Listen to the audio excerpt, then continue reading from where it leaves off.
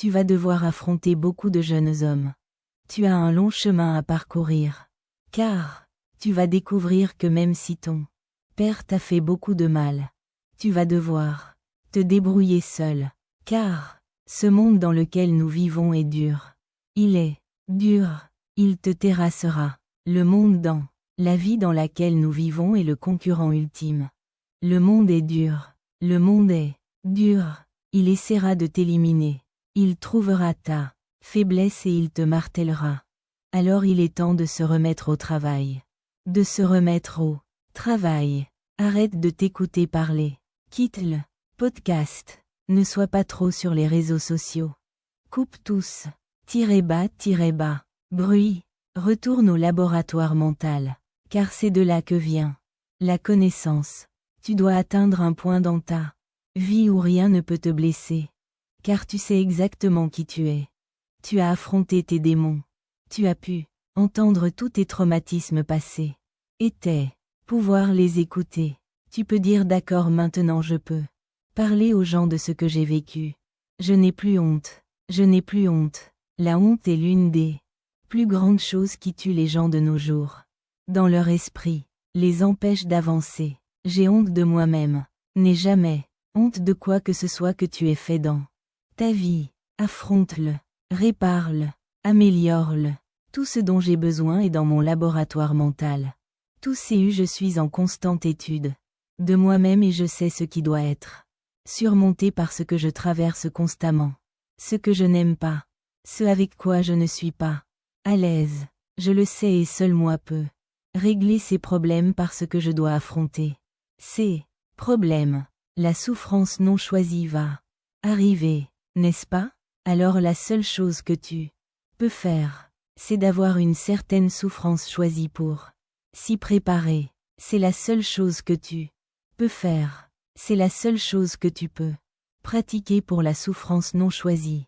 C'est avoir choisi la souffrance. Faire quelque chose qui est nul tous les jours.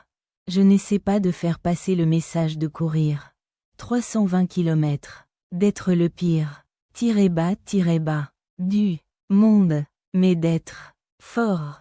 Il vaut mieux avoir une part de soi qui est forte, une part de soi qui peut déconstruire les situations et s'améliorer. Et déconstruire les situations très rapidement. Malgré un traumatisme dans votre vie. Une dévastation dans votre vie. Car elle va arriver. La dévastation, le traumatisme, vont arriver et vous ne pouvez pas permettre que cela devienne un obstacle insurmontable. Ça ne peut pas l'être. Jersey Barry doit être quelque chose que vous pouvez franchir très rapidement. Et aller de l'avant. Cela demande beaucoup de force. Beaucoup de gens, quand vous mourrez, découvrent pourquoi vous êtes mort. Ils découvrent comment vous êtes mort à L'. Autopsie. Mais nous ne faisons jamais d'autopsie du vivant pour découvrir pourquoi nous mourons alors que nous sommes vivants. Et je mourais. Je vivais chaque jour. Mais j'étais vraiment mort. Et donc j'ai comprendre et une fois que j'ai trouvé la solution. J'ai pu renaître. J'ai pu renaître. Vous devez vous approprier ce savoir que vous tirez de tout cela. Bas, et du savoir. Alors j'essaie simplement de donner aux gens la force de fouiller dans les archives de leur vie. Car pendant que vous êtes au sommet, il vous est probablement arrivé quelque chose. Parcourez ces archives. Déterrez-le, étudiez-le et utilisez-le pour vous-même. C'est mon objectif principal en ce moment. Vous devez être meilleur ici. Vous devez surmonter ceci, surmonter cela. Et vous savez, les gens ont besoin d'un but pour se lever. Ils ont besoin d'un but pour performer. Vous devez arriver à un point dans votre vie où il n'y a plus rien à l'agenda. Il n'y a plus de course de 5 km. Plus de projet d'études pour devenir ceci ou cela.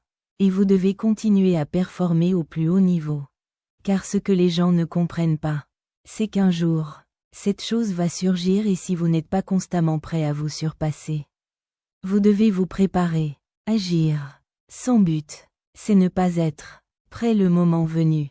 C'est cette chose magique que nous recherchons tous. Mais ce qui est drôle, c'est que nous avons besoin de ces choses pour agir. Mais nous Ne prenons pas une seconde pour réaliser que le but est toujours là. Le but ne nous quitte jamais, car le but même, c'est toi. Tu es toujours le but. Il peut y avoir un autre but, comme être un phoque ou aller à l'université ou autre. Mais le but principal dans la vie, c'est toi. Donc, si tu te réveilles le matin, et que tu n'as pas envie de faire quelque chose, c'est que tu ne te soucies pas assez de toi-même, et c'est ce que tu dois vraiment examiner. Pourquoi est-ce que je ne fais pas ça pour moi-même?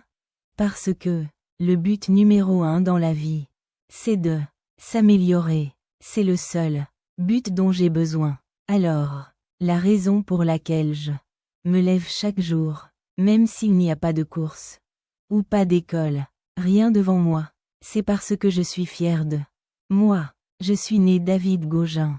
David Gauguin n'était pas à la hauteur. C'était un enfant apeuré, harcelé, maltraité, qui avait du mal à s'en sortir dans la vie.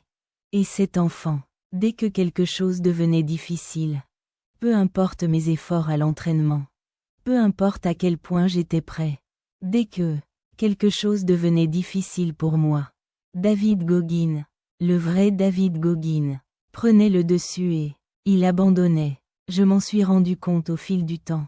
Alors j'ai dû reconstruire Gauguin et c'est dans ce processus que je m'améliore. Je m'améliore quand je creuse des trous dans le sol, quand je me lève tôt, en sachant, je n'ai pas besoin de faire ces choses. C'est comme ça que je m'améliore. Alors c'est important de rester motivé. C'est important de rester motivé, mais c'est encore plus important de rester humble malgré cette motivation. Alors, pendant que tu as faim, beaucoup de gens ont faim, mais l'humilité est primordiale. C'était quoi déjà? L'histoire de William Crawford? Le concierge. Oui, alors, ce type a reçu la médaille d'honneur, la plus haute distinction militaire. Il a fait ses études à l'Académie de l'air. Et il était concierge. Personne ne savait qui était cet homme. Il a reçu la plus haute distinction militaire pour acte d'héroïsme. Pour avoir sauvé des vies. En risquant sa vie, il aurait pu être tué. Et maintenant, il nettoie les toilettes pour des jeunes enfants. On peut tous imaginer comment ça s'est probablement passé. Il y a probablement eu un peu de moquerie par-ci par-là, et il est resté assis, à nettoyer. Voilà pourquoi il est dans ma partie sur l'humilité apprise parce que pour cet homme a atteint le niveau qu'il avait et a eu ce genre d'humilité. Se dire, je suis un lauréat moyen du prix d'honneur. Mais je vais le ranger dans mon placard et je vais prendre mon balai et ma pelle et je vais prendre ce chiffon et nettoyer pour ces jeunes hommes. C'est incroyable pour moi. Mec, c'est là qu'on grandit. C'est une grande croissance, une énorme croissance. Et cela montre aussi qu'il faisait son travail. Il était un serviteur. Il ne se considérait pas meilleur que quiconque. Dès que tu fais ça, tu es complètement perdu. Tu ne peux pas te regarder comme les autres. Même moi, je regarde toujours les gens. Je sais où tu en es. Je sais où tu en es parce que j'y suis passé. C'est pourquoi j'aide tant de gens. Je n'ai jamais été au-dessus de toi. J'ai toujours été plutôt en dessous de toi. Et c'est de là que vient mon savoir. Je sais comment atteindre ces personnes qui sont au plus bas. Car j'y suis allé tellement de fois. Il faut être au top de sa forme et au moins motivé. Et c'est là toute la difficulté. La motivation n'est qu'un mot. Il faut avoir différentes choses en tête, notamment où l'on veut aller, et savoir que la motivation ne suffira pas à m'y mener, car je ne serai pas toujours motivé. Joe a dit exactement la même chose. La discipline a besoin de motivation au petit déjeuner. Et la discipline est une bonne chose aussi. Mais sans un esprit clair, il n'y a pas de discipline. Qu'est-ce que tu veux dire? Imagine un disjoncteur, et je branche tout sur un seul circuit. Il suffit de le charger. Il va sauter, et une fois que ça saute, le circuit est grillé. Il faut brancher chaque chose au bon endroit. Comme dans un garage bondé. On ne peut plus rien y mettre une fois que le cerveau est plein. La discipline, c'est bien. La motivation aussi. Mais si, tu n'arrives pas à tout caser dans ton cerveau parce qu'il est plein à craquer. Il n'y a pas de discipline. Tu peux en avoir parfois. Quand ça rentre dans ce garage bondé qu'est ton esprit. Mais tu n'as pas la constance nécessaire. J'appelle ça des zones mentales. C'est-à-dire que tu es organisé dans ta tête pour pouvoir mettre cette discipline en pratique. Beaucoup de gens parlent de discipline.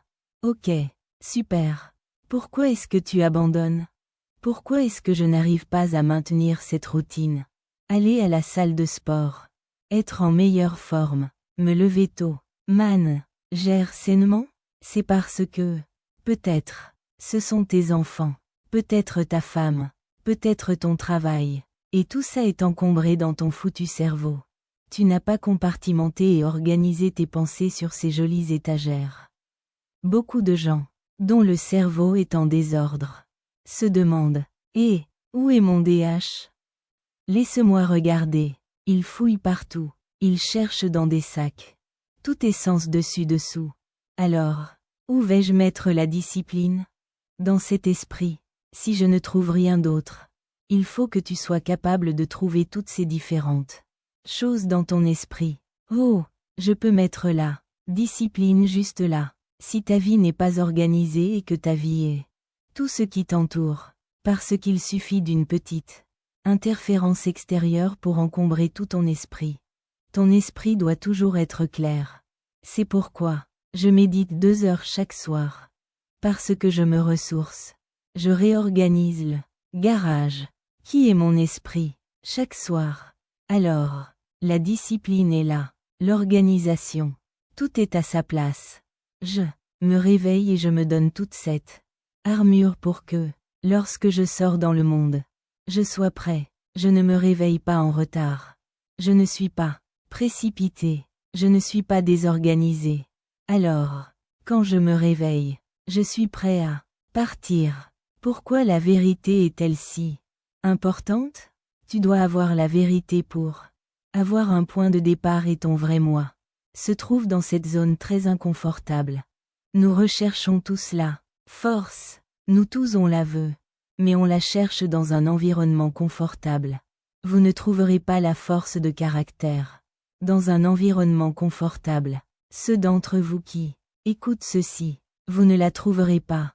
La seule façon de la trouver est de se noyer dans une situation où vous êtes tout simplement hors de votre élément, où vous ne pouvez plus nager et vous vous noyez, direz-vous ce que vous savez. Madame, tirez bas, qu'une fois que vous vous retrouvez face à face avec qui vous êtes, vous avez un point de départ.